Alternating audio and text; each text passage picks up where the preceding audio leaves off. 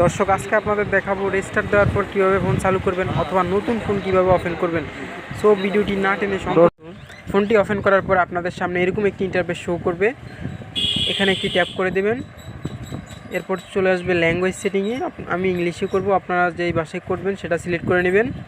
এরপর নেক্সটে ট্যাপ দিয়ে দেবেন, এরপর কান্ট্রি সিলেক্ট করে দিবেন। যেহেতু আমি বাংলাদেশ সিলেক্ট করে দিলাম। এরপর আবার নেক্সটে চাপ দিয়ে দেবেন।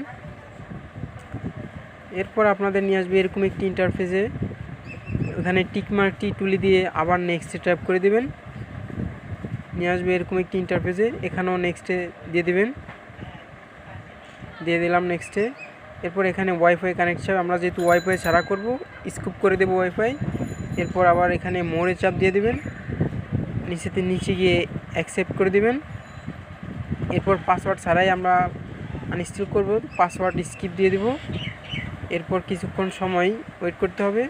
এরপর আবার এরকম একটি ইন্টারফেস শো করবে, আবার নেক্সটে চাপ দিয়ে দেবেন, এখান থেকে ডিসকানেক্ট করে দেবেন। এখান থেকে আবার নেক্সটে চাপ দিয়ে দেবেন। এখানে কিছুক্ষণ ওয়েট করা লাগতে পারে। তারপর আপনার সামনে চলে আসবে সেট আপ অপশন, একটু অপেক্ষা করলাম।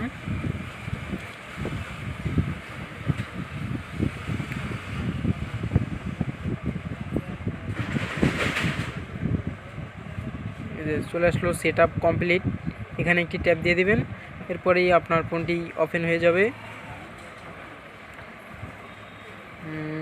এই যে ফোনটি লোডিং নিচ্ছে, এখন ওপেন হয়ে গেল। দর্শক ভিডিওটি ভালো লাগলে অবশ্যই